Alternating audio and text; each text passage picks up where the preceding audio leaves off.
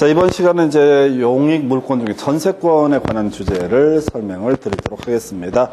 자, 용익 물권 세 가지가 있었죠. 지상권, 지역권, 전세권이라고 하는 세 가지 해서 지상권하고 지역권은요, 토지에 관한 권리 이렇게 이제 해석을 했었고, 전세권은 소위 이름하여 부동산에 관한 권리 이렇게 해석합니다. 그래서 지상권, 지역권은 그 객체가 토지로 한정되는 데 비해서 전세권은 토지 전세권이 있을 수도 있고 건물 전세권이 있을 수도 있다라고 하는 것 두 가지 얘기로 전개가 돼요. 자, 그리고 이제 앞에서 지상권, 지역권은 용익물권이라고 해서 사용, 수익할 수 있다. 이런 게 이제 이슈가 됐는데 전세권 특이한 개념이에요. 그래서 전세권의 존속기간 중에는 용익물권으로서의 성격을 가지고 있는데 전세권의 존속기간 만료가 됐을 때 전세권 설정자, 즉 부동산의 소유자가 전세 보증금을, 전세금을 반환하지 않게 되면은 전세권자가 그 집을 나가가지고 경매 청구를 할 수 있는 권리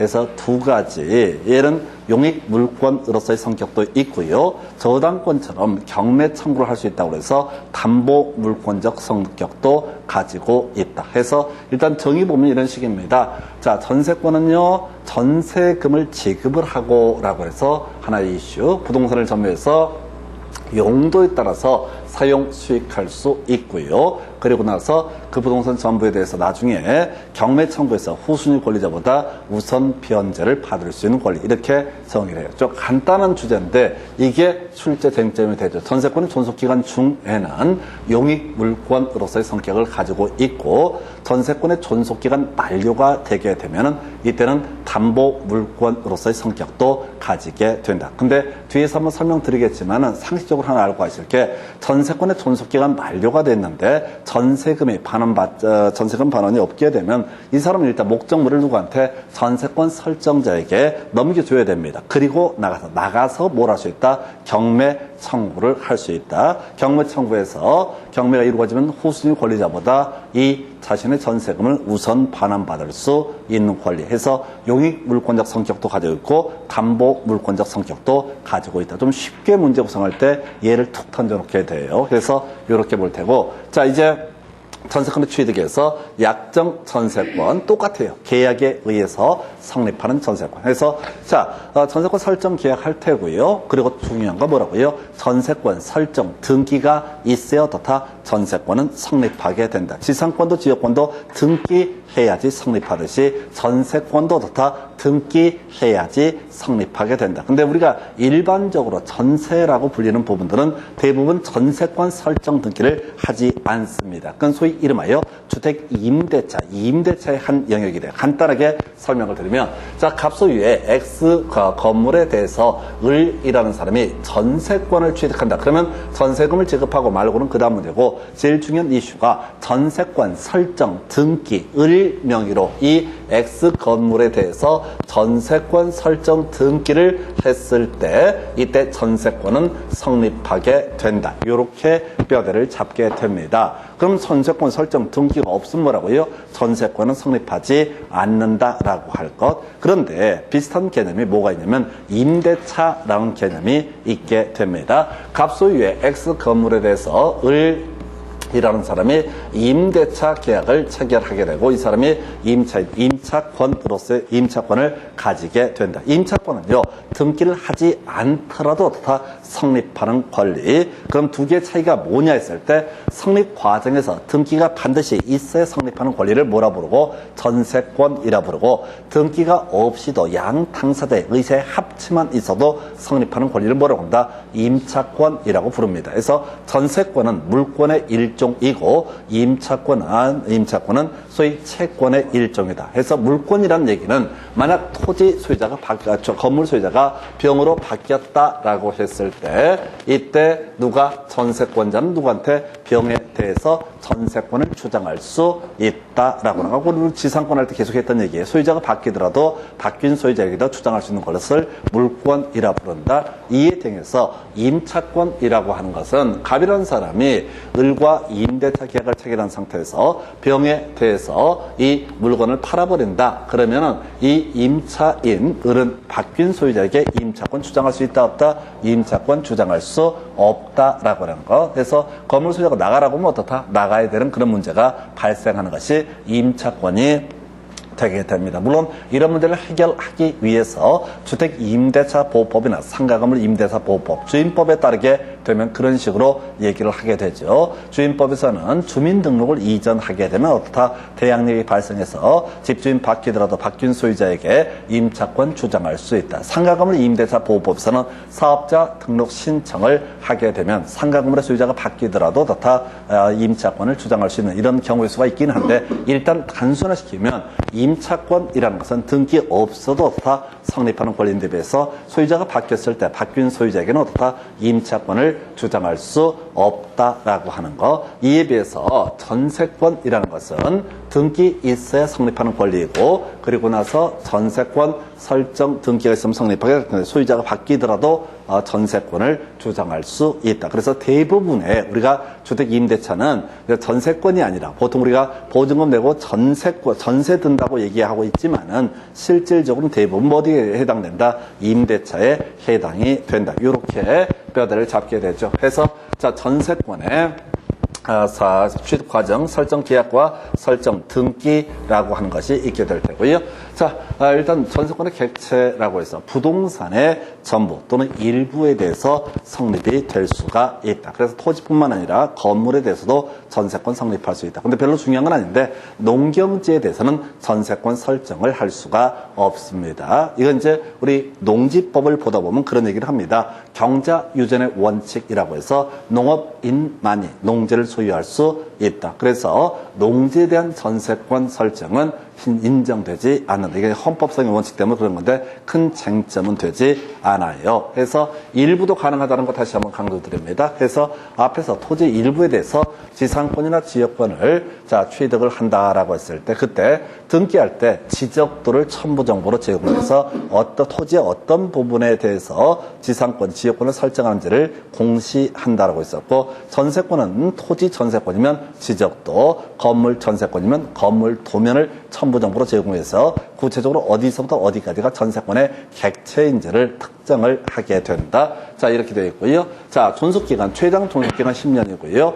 자, 건물만 토지 전세권에 있어서 최단 존속기간은 없는데 건물에서는 최단 존속기간 1년이라고 하는 게 있는데 이런 것들은 별 쟁점이 되지 않습니다. 자, 그리고 출제 포인트 전세금의 지급이라고 하는 거 앞에서 지상권하고요 지역권이라고 하는 것은 이론상 무상일 수도 있다라고 설명을 드린 바가 있습니다. 이론상 어떻다? 무상으로 지역권, 지상권을 설정할 수 있다. 근데 전세권은 개념 자체가 뭐라고요? 전세금의 지급을 전제로 하기 때문에 무조건 유상이 될 수밖에 없다라고 하는 거. 전세금 지급은요, 현실적으로 꼭 수수되어야 하는 것은 아니고 기존 채권으로 전세금의 지급에 가름할 수 있다라고 하는 거, 요렇게 얘기를 합니다. 그래서 전세권이라고 하는 거 기본적으로 전세금의 지급을 필수 요건입니다. 요건, 성립하기 위한 요건이에요. 그래서 전세금의 지급은 꼭 현금으로 내야 되는 게 아니라 기존에 받을 돈을 가지고 전세권을 설정하는 것도 가능하다. 이렇게 봐야겠고요. 전세권 설정 등기해야지 종국적으로 전세권은 성립하게 된다라고 하는 거. 이게 이제 전세권의 성립이고요. 여기서 출제 이슈는 뭐 다른 거 아니고 전세금의 지급이라고 하는 것은 꼭 현실적으로 수수할 필요가 없고 기존 채권으로 전세금의 지급에 가름할 수 있다. 이게 이제 출제 이슈가 되게 됩니다. 물론 체계상 채권인 임차권과 전세권을 비교하기 위해서는 등기가 필요하냐, 필요하지 않느냐, 이게 논의의 포인트가 돼야 될 텐데 이렇게 보셨고요. 그 다음에 좀 특이한 거 있어요. 건물 전세권의 법정 갱신 스톱. 우리 앞에서 법률 행위에 따른 부동산 물권 변동은 등기해야지 어떻다 효력이 발생한다. 근데 법률 규정에 따른 부동산 물권 변동은 등기하지 않더라도 어떻다 효력이 발생한다. 그래서 가장 전형적인 게 뭐가 있었냐면 상소, 공용, 징수, 판결, 경매 그 밖에 법률 규정에 따른 부동산 물권 변동은 등기 안 해도 다 그 효력이 발생하게 된다. 그중에서 법정지상권이라는 개념이 있었죠. 법정지상권은 등기 안 해도 일정한 요건을 갖추게 되면 다 성립하게 된다. 그 종류로서 두 가지 공부하셨습니다. 관습상 법정지상권, 철거 특약이 없다는 전제에서 그 토지를 이용할 수 있는 권리, 이걸 관습상 법정지상권. 이에 비해서 좀 복잡했는데 저당물의 경매에 따른 법정지상권이라는 것은 설령 철거 특약이 있다라고 할지라도 성립하게 되는 게 저당물의 경매에 따른 법정상, 공통적으로 둘 다 등기 없어도 성립한다. 그래서 법정이라는 표현 들어가면 뭐라고요? 법에서 법률 규정의 줄임말이기 때문에 전세권의 법정갱신, 건물전세권의 법정갱신이 있으면 등기 없어도 어떻다? 건물전세권은 성립하게 된다라고 하는 거예요. 그래서 원래 이게 스토리가 좀 길어요. 그런데 실제 시험 문제 이슈가 되는 건 제일 뒤에 결론만 나오는데 이런 식이에요. 전세권자가 있을 테고요. 그 부동산을 용도에 따라서 사용할 수 있는 사람. 이때 부동산의 소유자를 뭐라 부른다? 전세권 설정자라고 부르게 된다. 그래서 다시 갑시다. 지상권이라고 하는 거. 타인의 토지를 이용할 수 있는 권리를 지상권이라고 부르고 이용할 사람을 지상권자, 그 토지 소유자를 지상권 설정자라고 불렀었죠. 지역권이라고 하는 거. 요역지의 소유자가 일반적으로 지역권자가 됐던 것이고 승역지의 소유자를 뭐라고 한다? 지역권 설정자라는 용어를 썼던 바가 있습니다. 이에 비해서 전세권자, 타인의 부동산을 용도에 따라서 이용할 수 있는 권리를 가진 사람, 이런 물권자를 전세권자, 이에 대응해서 이 부동산의 소유자를 가리켜서 뭐라 부른다? 전세권 설정자라고 부르게 됩니다. 그래서 건물 전세권을 설정을 한 상태에서 전세권 설정자가 전세권 존속기간 만료 6개월 전부터 10개월 전 사이에 따로 이 갱신 거절의 통지를 하지 않게 되면은 이걸 이름하여 건물 전세권의 법정 갱신이라고 부르게 됩니다. 다시요. 건물 전세권의 존속기간이 이제 12월까지 끝났어. 그러면 12월 기준 6개월 전부터 1개월 전 사이에 따로 안 하겠다. 전세권 소멸시키겠다라고 하는 의사표시를 전세권 설정자가 하지 않게 되면은 이때는 소위 건물 전세권이 법정 갱신이 있는 것으로 본다. 이런 식으로 표현을 씁니다. 그래서 여기서 이제 문제가 되는 게 이때 건물 전세권의 법정 갱신, 자동으로 갱신이 이루어지게 되면 존속 기간은 정하지 않은 것으로 본다. 그래서 좀 이따 따로 공부할 때는 이게 특이한 거죠. 앞에서 지상권 같은 경우는 존속 기간을 정하지 않게 되면 최단 존속 기간으로 본다. 이런 식으로 설명했었고 지역권은 따로 이 존속 기간 얘기를 하지 않습니다. 왜? 기준이 없기 때문에 전세권, 건물 전세권의 법정 갱신이 있게 되면 정하지 않은 것으로 본다. 그럼 뒤에서 공부하게 될 주제가 언제든지 전세권 설정자나 전세권자는 소멸을 통고할 수 있다. 이런 식의 얘기가 뒤에서 나오게 됩니다. 그러다 치고 이 파트의 제일 중요한 쟁점, 시험에 나오든 안 나오든 가장 중심이 되는 게 건물 전세권의 법정 갱신은 등기하지 않더라도 그대로 성립하게 될 것이고, 그래서 법정 갱신이 된 상태에서 건물 전세권자는 소유자가 바뀌더라도 바뀐 소유자에 대해서 뭘 주장할 수 있다? 건물 전세권을 주장할 수 있다. 기억 한번 해보실까요? 우리 앞에서 법정 지상권이라고 하는 것을 취득한다라는 얘기, 등기 안 해도 법정 지상권을 취득한다라고 이렇게 논의가 돼 있었죠. 법정 지상권은 저당물의 경매에 따른 법정 지상권, 관습상 법정 지상권 등 일정한 요건을 갖추게 되면 등기 안 해도 그렇다 법정 지상권 취득을 하게 된다. 나중에 처분할 때만 기본적으로 등기가 필요하다. 이런 식으로 봤어요. 마찬가지 구조예요. 건물 전세권의 법정 갱신이라고 하는 거 있게 되면은 따로 이 등기 안 해도 어떻다고요? 그대로 권리를 취득을 하게 됩니다. 그러면 이제 현재 전세권 설정자 또는 이 전세권 설정자로부터 전세 목적물을 매수한 사람, 그 사람에 대해서도 이것도 물권이니까 당연히 어떻다? 전세권을 주장할 수 있다. 이걸 이제 이런 식으로 표현하죠. 건물 전세권 법정갱신은 등기 안 해도 당연히 성립하게 될 것이고, 이때 나중에 전세 목적물을 취득한 제3자에 대해서도 전세권을 주장할 수 있다라는 표현을 대항할 수 있다. 이렇게 얘기를 합니다. 그래서 하여튼 건물 전세권의 존속기간 그래서 이게 조금 문제가 될 수 있어요. 우리 앞에서 그런 말씀을 드린 바가 있었습니다. 물권의 소멸 사유를 논함에 있어서 존속기간이 만료가 되게 되면 말소 등기를 하지 않더라도 어떻다? 그 물권은 소멸하게 된다. 예를 들어서 갑소유의 X 건물에 대해서 을이라는 사람이 전세권을 가지고 있는 상태입니다. 그래서 전세권 설정 등기가 되어 있고 전세권의 존속기간 만료가 된 상태입니다. 그럼 원래 어떻다? 건물 전세권은 소멸하게 될 것이다. 근데 민법에서 특례 조항을 두고 있다고 건물 전세권의 법정 갱신에서 자, 전세권 설정자가 전세권 존속기간 만료 6개월 전부터 1개월 전 사이에 이 건물 전세권을 갱신 거절하겠다라는 이런 통지를 하지 않게 되면 어떻다? 건물 전세권은 법정 갱신된 것으로 본다. 그러면 이제 문제가 터지는 거야. 분명히 전세권의 존속기간 만료가 되면 어떻다? 전세권은 소멸한다. 그래서 내가 건물을 사는데 거기에 건물 전세권이 등기가 되어 있는 상태이고, 그래서 존속기간 보니까 만료가 됐네. 그럼 나는 어떻다? 아, 건물 전세권이 없구나 이렇게 생각할 수가 있는데, 경우에 따라서 법정 갱신이 있게 되면 어떻다고요? 이때는 건물 전세권이 살아있는 경우도 있을 수가 있다. 그래서 나중에 이제 이 소멸에 관한 부분 나중에 따로 이 설명을 드리게 될 텐데, 앞에서 공부했던 얘기와 약간 달라지는 부분이 있죠. 그래서 하나 이제 보게 되면은, 자, 이렇게 가볼까요? 자, 전세권의 소멸 사유 등에서 목적 부동산이 멸실되면 당연히 어떻다? 전세권은 소멸하게 된다. 뭐 따로 어려울 것도 없어. 존속기간 만료, 방금 설명드렸었죠?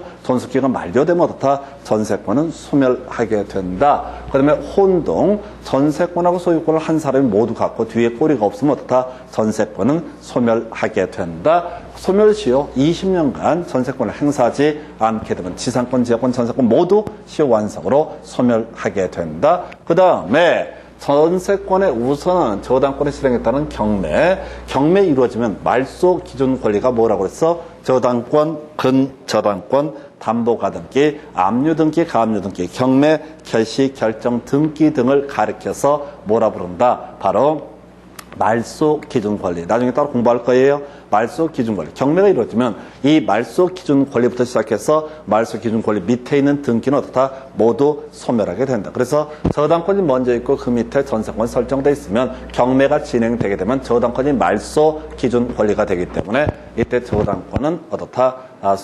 전세권도 같이 소멸하게 된다. 이런 식의 논리 구조. 그냥 수용, 큰 쟁점 되지 않습니다. 해서 그러다 치고 여기서는 이제 특수한 소멸 사유에서 소멸 청구라고 하는 거. 자, 소멸 청구가 하나, 둘, 셋 정도로 우리가 주로 공부를 하게 돼요. 앞에서 지상권에 있어서 소멸 청구라고 하는 거. 뭐가 있었냐면 그런 거 있었죠. 2년분 지료를 체납하게 되면 지상권 설정자, 지상권자에게 어떻다? 소멸 청구를 할 수 있다. 표현은 청구한다는 표현을 쓰고 있지만 이건 도달하게 되면 소멸의 효력이 바로 발생하는 형성권이다라고 설명을 드렸습니다. 자, 전세권은요. 그 의미가 부동산을 용도에 따라서 사용 수익할 권리가 되게 됩니다. 제가 그런 예를 들죠. 제가 사는 동네가 KTX 인근인데 이게 밤만 되면 한 10시만 돼도 거의 다 마트도 거의 다 문을 닫고 사람들이 거의 안 살아요. 거의 밖에 사람 안 다닙니다. 아, 죽을 맛이야. 심지어 편점도 1시 정도 되면 12시 반에 1시 되면 다 문을 닫아버립니다.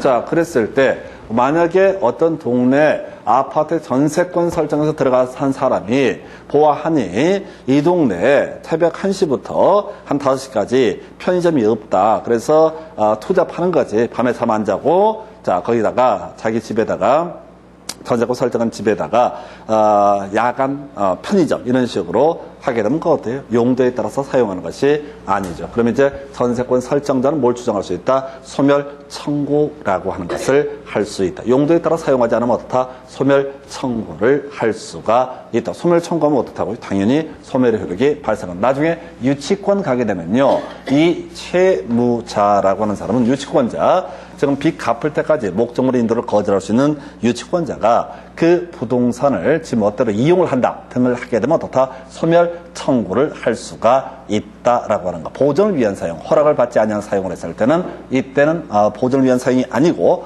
허락받지 아니한 사용을 했을 때는 유치권의 소멸을 청구할 수 있다. 뒤에서 다시 한번 설명할 텐데 소멸 청구라고 하는 것은 소멸 청구의 의사 표시가 상대방에게 도달되면 바로 소멸의 효력이 발생하는 것을 소멸 청구, 별로 중요치는 않아요. 여기서는 소멸 통고라고 하는 개념이 그나마 이슈가 되게 됩니다. 그래서 앞에서 이런 거 있었죠. 건물 전세권의 존속기간을 정하지 아니하는 경우도 있을 수 있고 건물 전세권이 법정 갱신이 되게 되면 존속기간은 정하지 아니한 것으로 본다. 그래서 좀 어려운데요. 이 전세권의 존속기간을 정하지 않게 되면 이때 뭘 주장할 수 있다? 소멸 통고라고 하는 것을 할 수 있다. 그래서 대표적인 케이스 토지 전세권의 존속기간을 약정하지 아니할 때 각 당사자 언제든지 그 상대방에 대해서 소멸을 통고할 수 있고 소멸 통고가 있게 되면 6개월 후에 그 효력이 발생한다. 해서 지금 아까 전세권의 존속기간을 정하지 아니한 상태에서 각 전세권 설정자도 전세권자도 뭘 할 수 있다?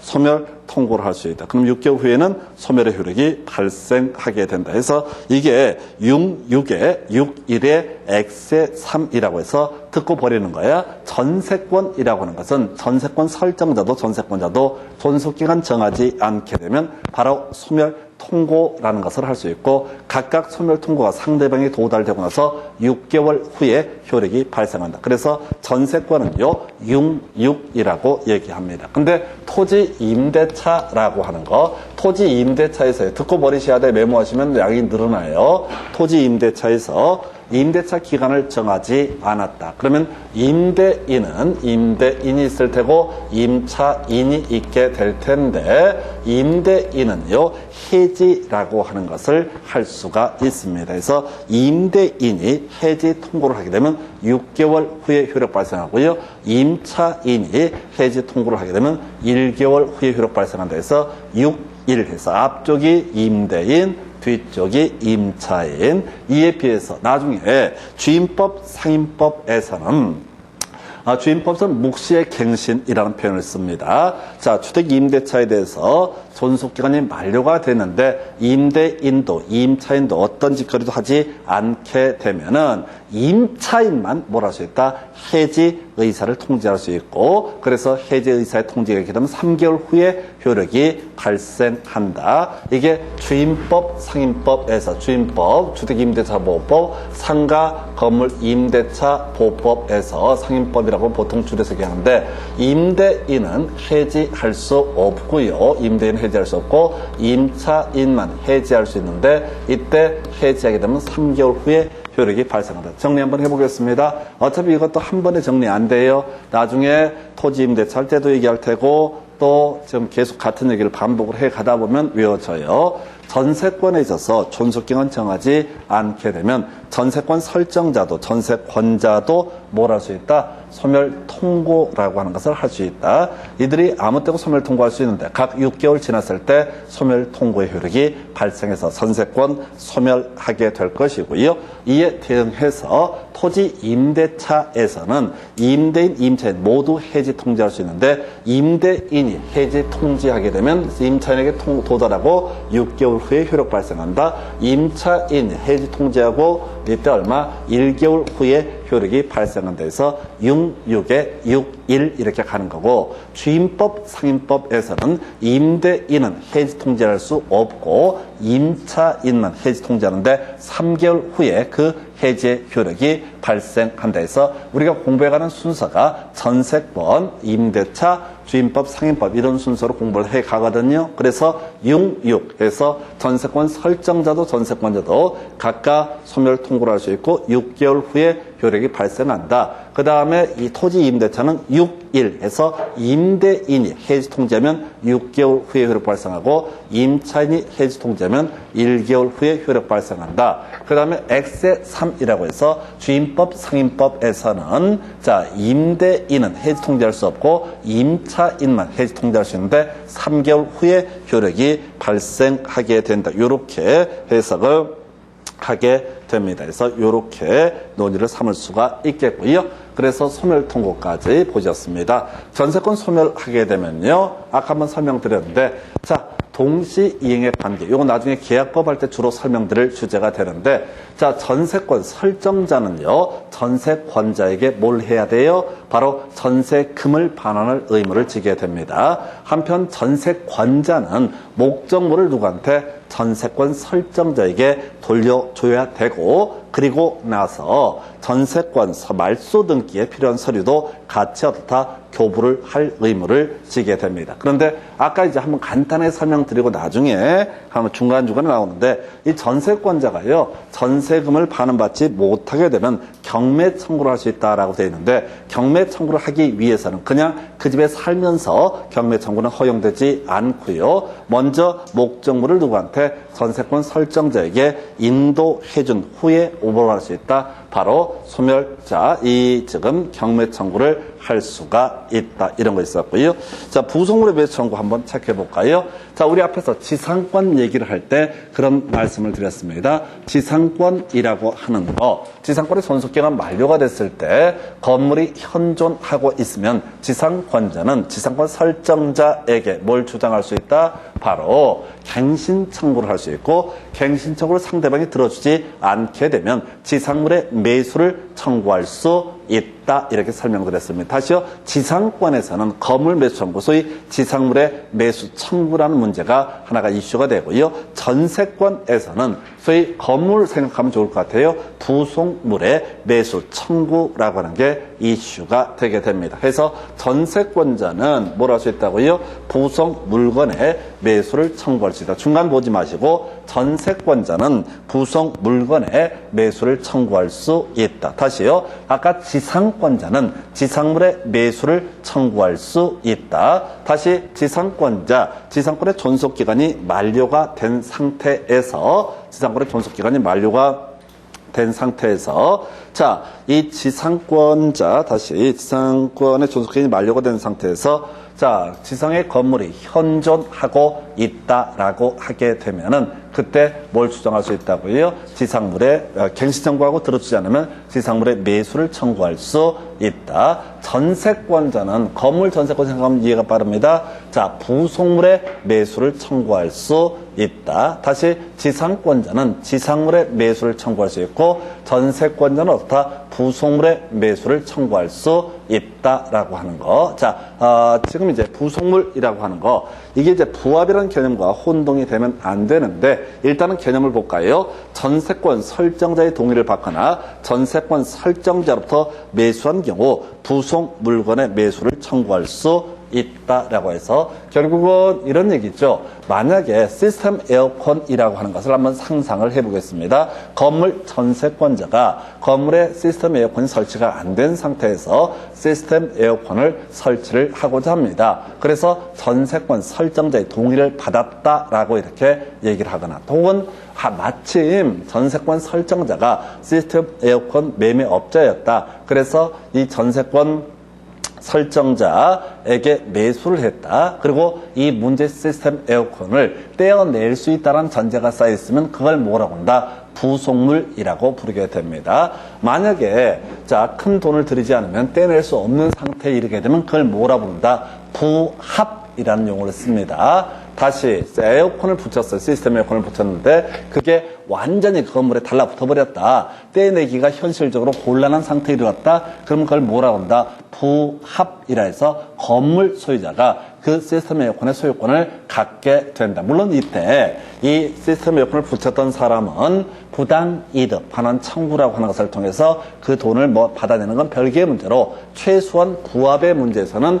부속물 매수 청구랑 같은 문제가 발생하지 않는다. 부속물 매수 청구란 건 뭐라고요? 떼낼 수가 있다라는 전제하에서, 떼낼 수가 있다라는 전제하에서 뭘 주장할 수 있다? 부속물의 매수를 청구할 수 있다. 자, 근데 자주 안 나와. 나중에 이 얘기는 임대차일 때 지상물의 매수 청구하고 부속물의 매수 청구, 거기서 출제 이슈가 돼. 그래서 스토리가 뭐냐면, 지상권에서 파생됐던 개념이 뭐가 된다? 지상물의 매수 청구. 그 다음에 자, 전세권에서 파생됐던 개념이 뭐라고요? 부속물의 매수 청구. 이렇게 가시는 거야. 그리고 여러분 자료에 나중에 확인할 텐데, 자, 전세권에 있어서 유익비 상환 청구라고 하는 개념이 있게 됩니다. 아까 우리 지상권 할 때도 유익비 상환 청구라는 개념이 있었고요. 전세권에서도 가액의 증가가 현존했을 때부터 유익비 상환 청구라는 걸 한다. 해서 앞에서 우리 점유권 공부할 때 비용 상환 청구권이라고 하는 것이 있었죠. 비용 상환 청구는 필요비 상환 청구와 유익비 상환 청구로 나눌 수 있다.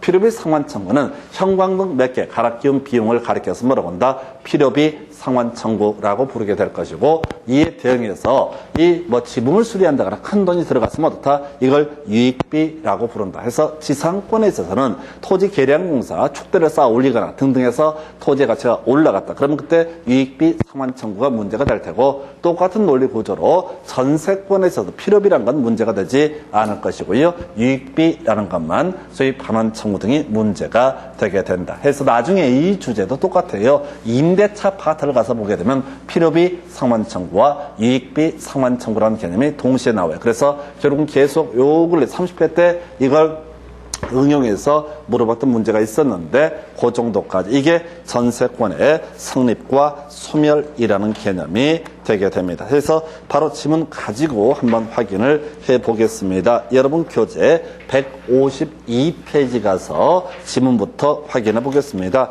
1번 지문 볼까요? 첫 번째 박스. 전세권은 용익 물권적 성격과 담보 물권적 성격을 겸비하고 있다. 해서 존속기간 중에는 용익 물권으로서 성격을 가지고 있고, 존속기간 만료가 되고 전세금 반환이 없게 되면 경매 청구를 할 수 있고, 후순위 권리자보다 우선 변제를 받을 수 있다는 측면에서 자, 담보 물권적 성격도 가지고 있다. 2번요.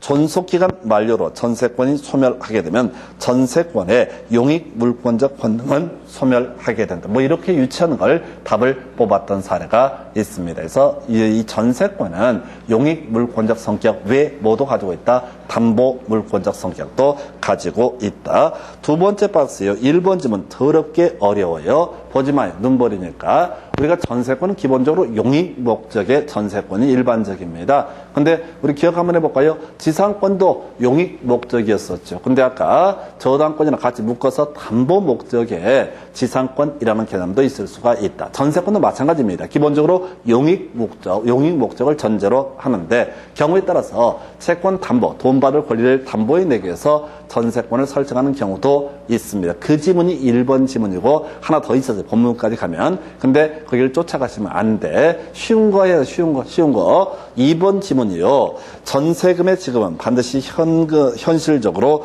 수수되어야 하고 기존 채권으로 가름할 수 없다라고 해서 틀리게 뽑았죠. 그리고 답이 됐던 지문입니다. 3번 지문 전세금은 반드시 현실적으로 수수되어야만 하므로 기존 채권으로 전세금의 지급에 가름할 수 없다라고 해서 틀리게 뽑아서 어쨌든 답이 됐던 얘기를 자꾸 쫓아다니셔야 돼. 우리가 공부할 때요. 답 안 됐던 거 쫓아가시게 되면 머리 터져버립니다. 자, 그래서 항상 시험 보라고요. 쉬운 거 또는 무난하게 계속 내왔던 거 이거라도 잘 맞춰야 돼. 근데 공부가 되고 실력이 쌓이면 쌓일수록 서로 삽질을 합니다. 자꾸 이제 어려운 지문들 자꾸 읽어봐요. 그걸 전문용어로 삽질이라고 부릅니다. 그래서 절대 그러시면 안 돼요.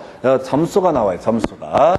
자, 항상 모두가 두렵죠. 미래라고 하는 것 자체가 두려운데 두렵다고 해서 삽질하게 되면 진짜 안 됩니다. 그 정도로 보시고 여러분 교재 153페이지 핵심 지문 건물 전세권의 법정 갱신 관련해서 다시 기본 외우고 들어가야 되죠. 건물 전세권의 법정 갱신이라는 거 등기 안에도 성립하고요. 그 다음에 등기 안 해도 제3자에 대해서 물권이니까 주장할 수 있다. 그래서 1번 지문이요. 건물에 대한 전세권이 법정 갱신되는 경우 존속기간 2년으로 본다. 틀렸죠? 이건 주임법 나중에 얘기입니다. 정하지 아니한 것으로 본다. 그래서 나온 얘기가 뭐라고? 6에 6일에 X에 3 얘기. 전세권에 있어서 기간을 정하지 않게 되면 전세권 설정자, 전세권자 각각 소멸, 통고를 할 수 있고 각각 6개월 지났을 때 효력이 발생한다. 나중에 토지 임대차에서 존속기간 정하지 않게 되면은 그때는 뭐라고요? 바로 6일이라고 해서 임대인이 해지 통제하면 6개월 효력 발생하고 임차인이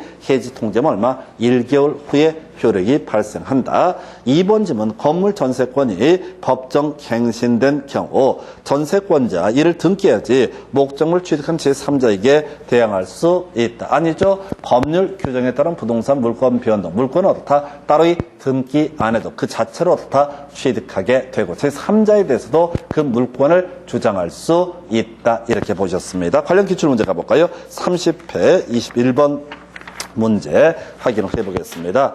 자, 갑은 그 소유 X 건물 일부에 대해서 을 명의의 전세권 설정을 했다. 다시 건물 일부에 대해서도 전세권 설정할 수 있습니다. 아까 토지 일부에 대해서도 지상권, 지역권 설정할 수 있듯이 건물 일부에 대해서 전세권 설정할 수 있다. 그래서 1번 을의 전세권이 법정 갱신되는 경우 존속기간 1년이 돼서 어서약을 바로 정하지 않은 것으로 본다. 답은 아주 쉽게 무난한 것을 가지고 출제가 이루어졌습니다. 그래서 건물 전세권의 법정 갱신이 있으면 어떻다? 정하지 않은 것으로 본다. 그래서 소멸 통고의 문제가 나오게 되는데 사실 소멸 통고는 그렇게 시험에 많이 내지는 않습니다. 이유는 왠지 아세요? 더 그렇게 길어가지고 문제 구성하기가 너무 어려워요. 출제 기술상 너무 어려워져. 하여튼 그렇다 치고 2번 존속기간 만료 시 을이 전세금 반환받지 못하도록 을은 전세권에 기해서 X건물 전체에 대한 경매를 신청할 수 없다 해서 뒤에서 볼 텐데요. 건물 일부에 대한 전세권은 자 건물 전체에 대해서는 경매 청구는 허용되지 않습니다. 무슨 얘기냐면 자 방이 단독 주택이 있고 방이 3개가 있는데 그중에 방 하나에 대해서 전세권을 설정을 했다. 그러면 나머지 묶어서 경매 청구를 하는 것은 허용되지 않는다라고 하는 것. 뒤에서 볼 텐데 그다지 중요한 주제 아니고요. 3번 존속기간 만료 시 자 을은 특별한 사정이 없는 한 전세금 반환 채권을 타인에게 양도할 수 있다 해서 자 전세권 자체도 양도할 수 있습니다. 오늘 공부 안 하셨어요? 전세권 자체 양도할 수 있다 없다? 양도할 수 있다. 전체를 다 양도하는 거 문제가 되지 않습니다. 그럼 이제 전세권의 존속기간 만료가 된 상태에서 돈 받을 권리 전세금 반환 채권도 당연히 어떻다? 양도할 수 있다. 나중에 등기법에서 특이한 거 하나 공부하시게 되는데 기본적으로 전세권 자체도 양도할 수 있고 전세금 반환 채권도 당연히 양도할 수 있다. 존속기간 만료가 된다는 전제에서요. 4번 갑이 X 건물의 소유권을 병에게 양도한 후 존속기간 만료가 되면 을은 갑에 대해서 전세금 반환을 청구할 수 없다. 맞죠? 지금요 전세권이 설정이 됐습니다. 그리고 소유자가 바뀌었어요. 소유자가 바뀌었으면 바뀐 소유자에게 뭘 주장할 수 있다? 전세금 반환 청구를 하게 되는 것이지 기존 소유자한테 전세금 반환 청구를 하는 것은 아니다. 이런 취지가 되겠습니다. 그래서 다시 전세권 설정 등기를 통해서 전세권이 성립이 됐습니다. 자, 전세권이 성립이 된 상태에서 만약에 전세권이 성립이 된 상태에서 지금 소유자가 바뀌었다. 그러면 바뀐 소유자에게 전세금 반환 청구를 하는 것이지 기존 소유자에게 전세금 반환 청구를 하는 것은 아니다라고 할 것. 5번 을은 특별한 사정이 없는 한 전세 목적물의 현상 유지를 위해서 지출한 통상의 필요비 상환 청구 갑에게 할 수 없다 해서 아까 유익비 상환 청구라는 건 가능했었죠. 근데 필요비라고 하는 것은 다 상환 청구할 수 없다가 돼야 되죠. 그래서 지상권하고 지금 전세권에서 자 존속기간 만료가 됐을 때 둘 다 유익비 상환 청구 가액의 증가가 현존했을 때 청구할 수 있는 유익비 상환 청구는 가능하지만 필요비 상환 청구는 허용되지 않는다. 해서 문제 어려워요. 곳곳에 지문 흩어져 있는 것들을 다 엮어놨어. 근데 문제 답을 풀어갈 때 답은 1번은 아주 쉽게 구성됐던 주제이고 그 전에도 계속 나왔던 주제가 1번 지문이었거든요. 바로 옆에 핵심 지문을 봐도 2년으로 본다 해서 틀리게 뽑아냈잖아요. 그래서 건물전세권의 법정 갱신이 있으면 존속기간 정하지 아니한 것으로 본다. 이렇게 봐야겠고요. 여러분 교재 154페이지 핵심 지문을 가지고 정리해 드리겠습니다. 1번 지문요. 전세권자가 그 목적물의 성질에 의해서 정해진 용도와 다르게 목적물을 사용 수익하지 않으면은 용도에 따라서 사용 수익하지 않으면은 전세권 설정자 소멸을 청구할 수 있다. 권력 중요치 않아? 자, 소멸 청구는 주로 출제되는 쟁점이 지상권의 소멸 청구. 2년분 지를 체납했을 때 어떻다? 지상권의 소멸을 청구할 수 있다. 이게 이슈가 됐고 2번 질문요. 토지 전세권의 존속기간을 약정하지 아니한 경우 각 당사자 6개월이 경과해야지 소멸 통고할 수 있다. 틀렸죠? 이게 이제 뭐냐면 언제든지 소멸 통고를 할 수가 있는 것이고, 다만 효력은 언제 6개월 후에 효력이 발생한다. 별로 안 중요해. 이런 것들은 토시 바꿔시켰는데 그다지 중요한 주제는 아니다. 이렇게 설명을 드립니다. 그 다음에 여러분 교재 155페이지 전세권자 특약이 없는 한 목적물의 현상 유지를 위해서 지출한 필요비 상환을 청구할 수 있다. 아까도 한번 봤던 지문이죠.